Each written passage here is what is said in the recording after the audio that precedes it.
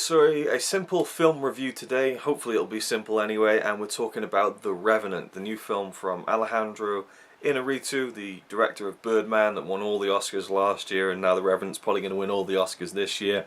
I've talked about how that frustrates me, how essentially, The Revenant is a 2016 film, came out in 2016, but they had a limited release at the very end of December in New York, just so it could count as a 2015 film, and now it's up for all the awards and stuff, and that's fine. And I said before I saw The Revenant, I'm sure the film's great. I just wish that we had just a literal January to December, just calendar year, what was the best film that came out last year, wide release that everyone saw, but that's just the way it works. I know it goes hand in hand with, I've talked about it before, the studios, they get the more money from the film because the film's now Oscar nominated, so more people are going to go and see it. It all works out for everyone in the end, but I wish it was a more impartial look at, what was the best film that came out in 2015. But, regardless, I had to watch it, had to check it out, see what it was like, either way, irrespective of whether it's up for Oscars or not. And I have to say, it was fantastic. It was brilliant. From everything that I'd seen from it, it looked like it was going to be a great movie, and it definitely was. Leonardo Dicaprio plays Hugh Glass, who is a real-life person from the 1800s, who I believe was a fur trapper. I don't know too much about him, but that's one thing I like about the film, is that I've gone and kind of done a little bit of research just to find out that he was a real man, and he did get things that happened in the film definitely happened to him, at least by his account, which are unbelievable, and so it's just a great kind of true story we're seeing, but definitely with a more of a filmic twist added to it. Of course, these events that took place, almost 200 years ago. The one big difference there is that Hugh Glass had no record of having a son or a wife, whereas in the film, The Revenant, he has a son and a wife, and they're very important to his journey in the film.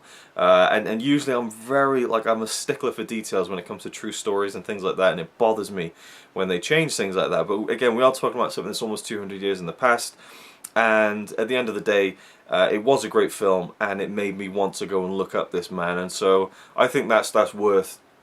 I think it's an incredible story, and it's worth people going to find out that story and reading about it if the film spurs them on to do that. I like that result of films where it can spark an interest in something that you can look into and look up and read about and that kind of thing. So yeah, the film is about Hugh Glass and a bunch of fur trappers, and they're basically trying to get these pelts back to their base, I suppose. They're going to sell them, make money.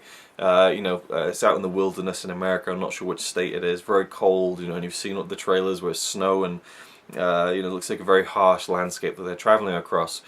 And again, spoilers, if you don't know anything about it, I'm going to have to cover something. I'm not going to spoil anything big, but Hugh Glass, he gets mauled by a bear, basically, and everyone's been talking about this scene. I have no idea, absolutely no idea, how anyone could think that was a rape scene. I don't get how. I mean, the filmmakers had to issue a statement, or the studio had to issue a statement saying that was not a rape scene, it was a female bear. But I don't know how anyone could possibly have gleaned that from that scene. And it was an incredible scene, by the way, so gripping, so hard to watch, so well done. Just fantastic job all around. It was just a brilliant scene. Just edge of the seat stuff. They dropped the score down, complete silence. It was really effective. So he gets mauled by this bear. He's still alive, but he's got cuts everywhere and stuff. And so it's now kind of an ordeal for his team to take him back home, basically, and travel the hundreds of miles back to their base camp. And so this is where Tom Hardy's character comes into it. And he's a bit of a grisly guy, he's a bit of a no-nonsense guy, he's rubbing people the wrong way and stuff, and he seems to think that the best thing to do would be to leave Hugh out there to die, because, or actually his idea is to just shoot him in the head and just let his suffering be done with, and then they don't have to be hampered with him, and they can move on. And the crux of the film is that he's left behind with Hugh Glass to try and keep him alive, and he leaves him for dead, basically, and just leaves him out there.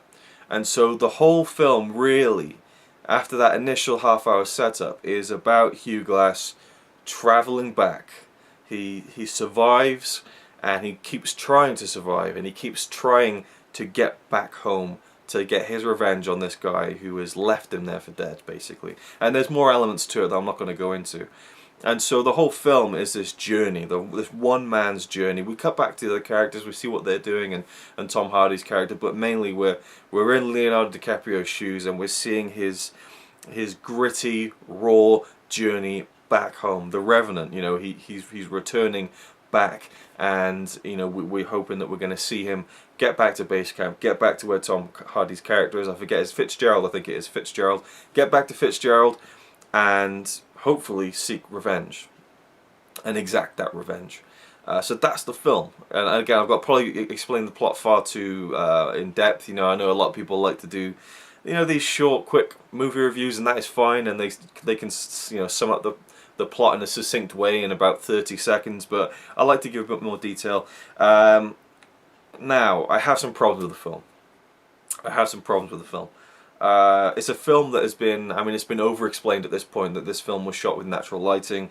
They went out there on location, they did it raw, they did it live, you know, in harsh conditions, freezing cold weather, and again, natural lighting, which was a big thing, you know. And I guess some people don't know how much lighting is involved in filmmaking. I mean, even I don't even understand the full grasp of it. You know, I wish I could understand lighting, but I just don't at this point, at least anyway.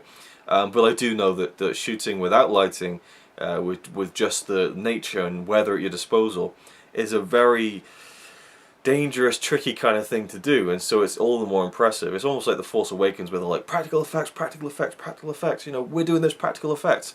The Revenant, it's like, natural lighting, natural lighting, natural lighting, we did this with natural lightning, you know, they're screaming from the rooftops, we did this with natural lighting, and so you're watching this film and you need to be impressed by it, and it delivers on that. The landscapes, the cinematography is absolutely gorgeous, and it feels so real and authentic because it was. Now, where it seems to kind of step its foot in the mud a little bit is where there's a couple of CGI animals in the film. And now the bear was fantastic. There's a scene where a horse is shot in the head, and if you could just imagine a horse like this, and very crude, but you know, gets shot in the head, you'd imagine it to go, you know, and just kind of crumple, very heavy, you know, a horse, just kind of take the shot and then crumple down. It seemed to me that it got shot in the head, and it was like, and it just, boom, straight on the floor. It seemed unnatural to me. It just seemed like the physics weren't completely accurate, and it took me out of it a little bit. And there's a scene with a herd of, I think, bull or bison or something like that, and they didn't look completely convincing. And also, there's a couple of long takes in the film, you know, where it's made to look like this one big sweeping take that lasts minutes or whatever. Particularly in the opening of the film, where you see all the fur trappers head back to their boats when they're being attacked, and the camera's going across the shore, and it's going underwater, someone's being strangled, and it comes out of the water again, you're seeing them, and there's blood in the water, and then the camera pans back up and stuff, and it's all this one, you know, seamless take, but it isn't. You can tell that they've stitched different takes together, and I kind of could tell that it had been, I could tell where the cut was, where they'd kind of smoothed it, and the camera move was a bit too artificial, and it again jolted me out of it, because this is a film that is so heavily like, we did this for real, and yet this forced long take kind of took me out of it a little bit. Now thankfully it only happened a couple of times, and in the beginning of the film, and also a couple of lines of dialogue from the Indian characters in the film, their mouths didn't seem to be matching what I was hearing. I was reading the subtitles, but what I was hearing didn't seem to be coming out of their mouths. I don't know what the problem was with that. Maybe, I don't know, maybe I'm just, my eyes weren't keeping up with the sound, I don't know, but it just, again, took me out of it. Now that's a lot of things I didn't like about the film. And again, I think some of the shots of the landscape, maybe there was a little bit too much of dwelling on that, like, look at this gorgeous shot of the trees from the top, you know. But apart from that, it's an amazing movie, and also, I said earlier on Twitter, it's a 10 out of 10 film, but I think I'm going to take that down to a 9.5 out of 10, you know, a 4.5 stars out of 5, and I think that's still a very strong 4.5 out of 5, a very strong 9.5 out of 10, because I love the simplicity of it, how it was really just one man's journey, one man's story, to seek revenge, basically. It felt very much like Asian cinema in a way, particularly the last scene. And if you've seen the film, you'll know which scene I mean. That scene to me felt very much like something out of a samurai film, or again just a Japanese film. I just loved the way that all panned out. I really did. And in fact, that whole last 10-15 minutes were just incredible. And great performances, you know, all around from most of the cast. Domhnall Gleeson, for me, I wasn't convinced by him. Maybe that's another reason I'm notching it down half a point, because he just didn't seem old enough to be the leader of that crew, and he wasn't entirely convincing to me. I can't put my finger on it why, and I'm a big fan of him as well, so I'm disappointed that he didn't, that something about him stood out to me, and I'm not sure what it is. Tom Hardy was incredible as this character Fitzgerald, you know, raw, gritty, grizzled, and a lot going on behind. I mean, his eyes seem to be bulging out of his head half the time, and you could just read so much into those eyes. And there's a lot of things that character does that are really, really interesting in the film, to say the least. And I feel like I can see the gears spinning inside his head through his eyes, and that is when an actor is great. Is when you get so much out of the eyes, and he did a lot with his eyes. I thought he was fucking phenomenal in the film. As much as I love Sylvester Stallone, I hope he wins the Oscar, but I think Tom Hardy did a better performance than Stallone as Rocky in Creed. But I still hope Stallone wins, because I'm a big fan of him, and I think you can almost count that as a career Oscar. You know, he's done some great films. But yeah, Tom Hardy I thought was absolutely fantastic. Leonardo DiCaprio, I'll leave him till the end. The cinematography was fantastic. The direction was great. I mean, it just, some of the shots, they're just breathtaking to look at. You don't see films like this every day. You really don't see films like this every day. Most studios would want to do this, you know, they want to do it on sets, they'd want to do it, you know, CGI some of the mountainscapes and things like that. But this was filmed all over the world, in, I think, Canada. I think they did something in America. They definitely did something in, where is it? I've forgotten the country now, so I shouldn't even say it. Argentina, I want to say, some European country anyway. So they went all over the world to get these harsh conditions. And it was, by all accounts, a very hard film to make that a lot of people didn't enjoy making. But that is usually when the best films come out, when they have been slaved over, they have been, you know, just the amount of effort it's taken to put them together, and the toil that the crew have had to go through, and the struggle to get it, you know, to get everything on screen the way that you see it. That's usually where the best stuff comes, when you really have to fight for it, you know. Apparently people left, people quit, you know. And I think Inarritu said that, you know, my job as a director is like a leader of an orchestra. If I hear someone who's out of tune, I have to eliminate that element. You know, it's just the way it is. Anyway, I think he's a great director. I loved Birdman last year. Loved this film this year. I definitely think it's going to sweep up at the awards. Which brings me to Leonardo DiCaprio's performance as Hugh Glass. He was brilliant. He was absolutely brilliant. His best role? No. I think he's better in Wolf of Wall Street. I think he was better in Django Unchained. You know, those are the films I feel he should be winning Oscars for. This one, he'll win, I think, for sure, based on the other people nominated in the category. It feels like kind of a weak year for the Best Actor, even though there's quite a good few performances in there. There's two more I haven't seen yet, but for me right now, I'd still put Michael Fassbender and Matt Damon above DiCaprio in The Revenant. Now I thought, again, he gave a great performance, he served the story well. I have a hell of a lot of respect for him for what he went through with those harsh conditions and the things that his character had to endure.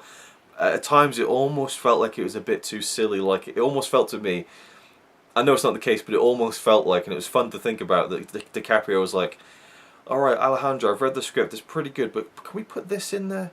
Because I want to go through a lot in this film. I want to get this Oscar. You know, I want to get this Oscar. You know, just have him fall off a cliff. You know, just all these things. I mean, he goes through so much shit in the film. It's unbelievable, almost to the point of like, how is he surviving all this? And it's just so hard to watch at times. But it's brilliantly done. But for the most part, his performance is just kind of grunting and growling in agony. And I kind of feel like in those cold conditions, it wouldn't be too hard to muster up the oomph to act like that, you know. I feel like other performances I've seen from last year took more, I don't know, I don't want to say more effort. Again, I don't want to undermine his performance at all. And again, the things he went through, I mean, climbing inside a real horse carcass. Although when I saw that scene, I thought they smelled bad on the outside. Anyway, if you've seen a film, if you've seen both of the films I'm referencing here, you'll probably get that joke. You should get that joke. Should get that joke. That reference. Anyway, right. So I've babbled on for far too long, but The Revenant is a fantastic film, just beautifully shot, and I just love the simplicity of it, and also just there's some little like kind of maybe dream sequences and vision sequences that I think are really well and kind of like worked really well and were like abstract, and there's a lot of symbolism as well, but not too much. And I was there every step of the way. It didn't feel like a 2.5 hour long film, and the longer it went on, the more that Hugh Glass went through, the more I want to see him get his hands on Fitzgerald at the end. It's a revenge film, and it's a journey, and it was brilliant. So that's my thoughts. It sounds like I had a lot to complain about, but really a lot of them are very minor, for sure. And as I said, I feel like other performances from last year were more impressive than Dicaprio. I still think he gave a great performance. Don't get me wrong, that's all. Fantastic.